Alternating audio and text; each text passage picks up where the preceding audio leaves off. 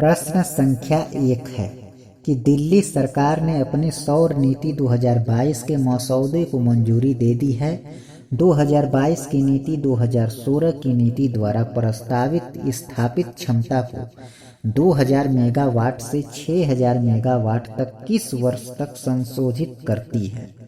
उत्तर होगा 2025। इस प्रश्न का व्याख्या देखते हैं। दिल्ली सरकार ने अपनी सौर नीति 2022 के मसौदे को मंजूरी दे दी है। 2022 की नीति 2016 की नीति द्वारा प्रस्तावित स्थापित क्षमता को 2025 तक 2000 मेगावाट से 6000 मेगावाट तक संशोधित करती है। प्रश्न संख्या 2 है कि किसने श्रीनगर में छात्रों के साथ जश्न-ए-चिल्लई कला मनाया? उत्तर होगा सीआरपीएफ। इस प्रश्न का व्याख्या देखते हैं। सीआरपीएफ ने श्रीनगर में छात्रों के साथ जश्न-ए-चिल्लई कला मनाया। हर साल 21 दिसंबर से 29 जनवरी तक 40 दिनों की अवधि के लिए चिल्लई कला प्रमुख ठंडे के लिए फारसी कश्मीर में सबसे कठोर सर्दियों की अवधि है। प्रश्न संख्या 3 है कि निम्न में से किसने प्रज्वला चैलेंज लॉन्च किया? उत्तर होगा ग्रामीण विकास मंत्रालय। इस प्रश्न का व्याख्या देखते हैं। ग्रामीण विकास मंत्रालय ने प्रज्वला चैलेंज लॉन्च किया। इसे दीनदयाल अंत्योदय योजना, राष्ट्रीय ग्रामीण आजीविका मिशन DNRLM के तहत शुरू किया गया था। प्रश्न संख्या 4 है कि नीलगिरी तहर के संरक्षण की भारत की पहली परियोजना आकार लेती है और नीलगिरी तहर किस राज्य का राजकीय पशु है? नीलगिरी तहर किस राज्य का राजकीय पशु है? आपका उत्तर होगा तमिलनाडु। इस प्रश्न का व्याख्या देखते हैं। नीलगिरी तहर के संरक्षण की भारत की पहली परियोजना आकार लेती है। तमिलनाडु सरकार इस परियोजना को अपने हाथ में लेगी। इस परियोजना का उद्देश्य नीलगिरी तहर का संरक्षण, इसके आवास का विस्तार और जनता के बीच जागरूकता फैलाना है। प्रश्न संख्या 5 है, भारत अपनी पहली अपशिष्ट से हाइड्रोजन परियोजना कहाँ स्थापित करेगा? उत्तर होगा पुणे में। इस प्रश्न का व्याख्या देखते हैं। भारत अपनी पहली अपशिष्ट से हाइड्रोजन परियोजना पुणे में स्थापित करेगा।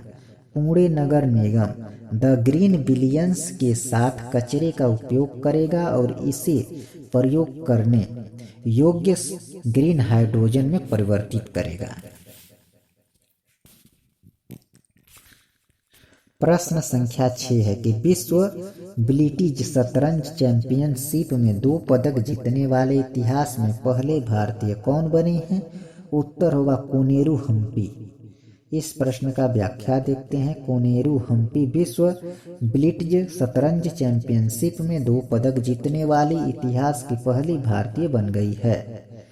उसने रजत पदक जीतने के लिए 12.5 से 17 का स्कोर किया। वह सिर्फ आधे अंक से स्वर्ण पदक से चूक गई। प्रश्न संख्या 7 है कि स्थानीय परिषद द्वारा परियोजना को मंजूरी दिए जाने के बाद किस शहर में ब्रिटिश भारतीय सेना का स्मारक बनाया जाएगा?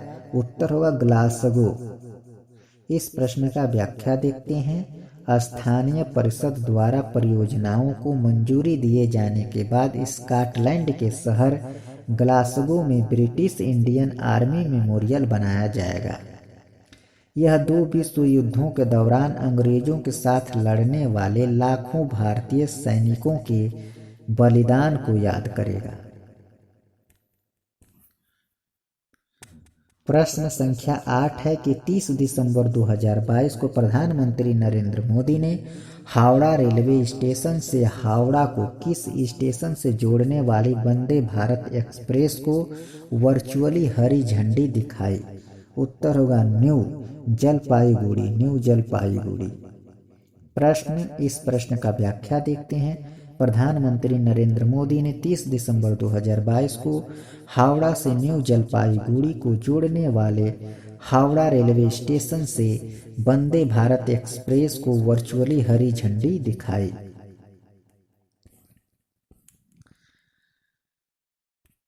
प्रश्न संख्या 9 है कि किसे महिला 20 क्रिकेटर ऑफ द ईयर पुरस्कार 2022 के लिए नामांकित किया गया है।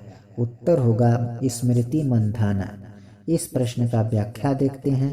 भारतीय क्रिकेटरों सूर्य कुमार यादव और स्मृति मंधाना को 29 दिसंबर 2022 को पुरुषों और महिलाओं के लिए 20 cricketer of the year awards 2022 के लिए नामांकित किया गया।